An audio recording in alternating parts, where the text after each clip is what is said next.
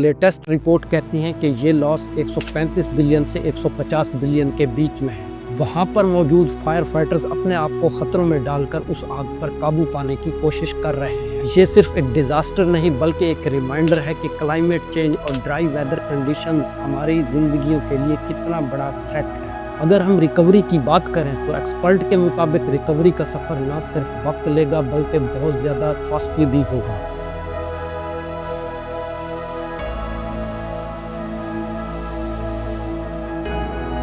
Year 1961 bell air fire, 484 घर नजर आतिश। 2009 station fire, आग ने 1,60,000 एकड़ एरिया जला दिया। 2018 कैंप फायर जो 85 जिंदगियां ले गया और पैराडाइज टाउन मिट गया।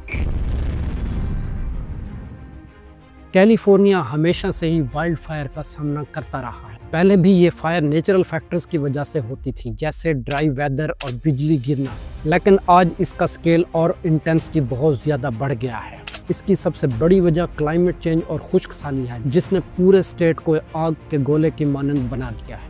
आज की वीडियो में हम जानेंगे लॉस एंजलिस कैलिफोर्निया में आग के शुरू होने की रीज़न और इससे होने वाली तबाही कितने हद तक हो सकती है, और जानेंगे ऐसे नुकसानात से बचने के लिए कौन सी इंसानी तदाबीर की जा सकती है। कैलिफोर्निया अमेरिका की 52 स्टेट में से एक स्टेट है और आबादी के लिहाज से यूएसए की सबसे बड़ी स्टेट है, जिसमें 39 मिलियन से ज़्यादा लोग रहते हैं। कैलिफोर्निया के सबसे बड़े सिटी लॉस एंजलिस में 7 जनवरी 2025 ट्यूसडे इवनिंग को इस आग की शुरुआत हुई।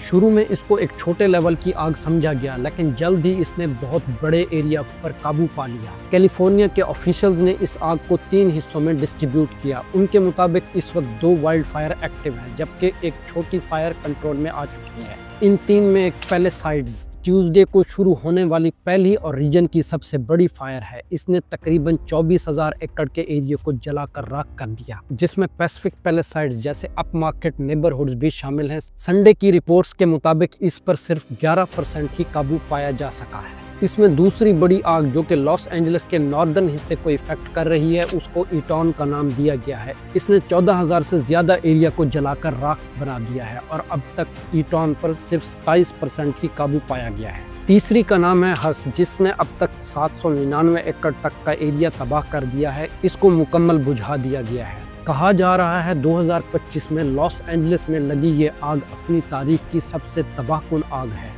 इस आग से लोगों के घर और जिंदगियां मिट्टी में मिल चुकी हैं।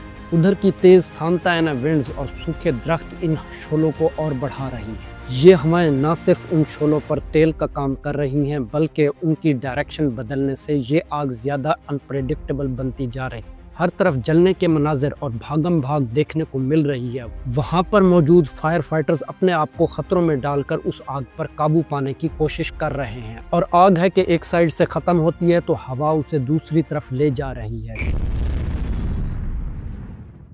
ये सिर्फ एक डिजास्टर नहीं बल्कि एक रिमाइंडर है कि क्लाइमेट चेंज और ड्राई वेदर कंडीशंस हमारी जिंदगियों के लिए कितना बड़ा थ्रेट है।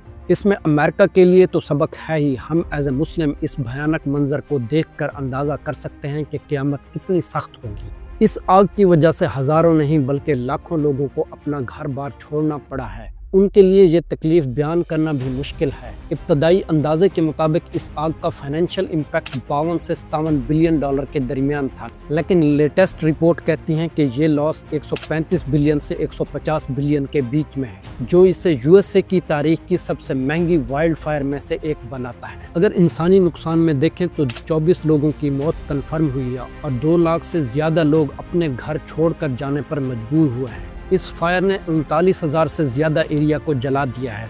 दूसरे नुकसान में कई मकानों और स्ट्रक्चर्स की तबाही हुई। मुसलसल आग ने धुएं के जो बादल बनाए, उससे एयर क्वालिटी का खतरनाक तौर पर ख़राब होना और लोकल इकोनॉमी और टूरिज्म में बड़े डिस्ट्रप्शन शामिल है। अगर हम लॉस एंजलिस और ऐसी आग लगने की वजह जानें तो उसमें सबसे पहले क्लाइमेट चेंज जो ओवरऑल अर्थ का टेम्परेचर बढ़ा रहा है, और खुश्क साली की वजह से ज़मीन और दरख्त सूख रहे हैं, जो आग के लिए आइडियल फ्यूल बनाता है। दूसरी वजह इसमें सांता एना की वो तेज़ हवाएं हैं जो इस आग को और तेज़ और अनप्रेडिक्टेबल बनाती हैं, जबकि इंसानी लापरवाही जैसे सिगरेट या फायरवर्क भी आग लगाने का सबब बनती हैं। इसमें तीसरी वजह अर्बन एक्सपेंशन और पुअर फॉरेस्ट मैनेजमेंट है, जिसमें लोग घर ऐसे इलाकों में बना रहे हैं जहां ज्यादा फॉरेस्ट है, तो ये आग उन रिहायशी इमारतों तक जल्द पहुंच जाती है। ये तमाम फैक्टर्स मिलकर लॉस एंजलिस फायर को एक डेंजरस और बढ़ता हुआ थ्रेट बना दिया है। रेस्क्यू ऑपरेशन की बात करें तो वो हाई लेवल पर जारी है, लेकिन इसमें बहुत मुश्किलात हैं। इस ऑपरेशन में न सिर्फ ज़मीन से फायर ब्रिगेड्स बल्कि एरियल फायर फाइटिंग, जिसमें एयरप्लेन्स और हेलीकॉप्टर्स के ज़रिए आग बुझाने का काम हो रहा है। फायर फाइटर्स दिन रात काम कर रहे हैं, एक्सट्रीम गर्मी और तेज़ हवाओं और ख़तरनाक हालात का सामना करते हुए, लेकिन फिर भी इन फॉरेस्ट को कंट्रोल करना अभी तक बड़ा चैलेंज बना हुआ है। अगर हम रिकवरी की बात करें तो एक्सपर्ट के मुताबिक रिकवरी का सफ़र न सिर्फ वक्त लेगा बल्कि बहुत ज़्यादा कॉस्टली भी होगा। तबाहशुदा एरियाज़ को रीबिल्ड करने में साल लग सकते हैं, जबकि एनवायरनमेंट पर जो असर हुआ है उसे पूरी तरह हील होने में 10 से 15 साल लग जाएंगे। ये आग अब वो आग नहीं रही कि लगी और बुझ गई, बल्कि इसके असरात लंबी मुद्दत तक रहेंगे, जैसे कि 9/11 का वाकया। लॉस एंजलिस की आग अमेरिका में कोई पहला वाकया नहीं, हर बार इधर होने वाली तबाही पहले से ज़्यादा ही रही।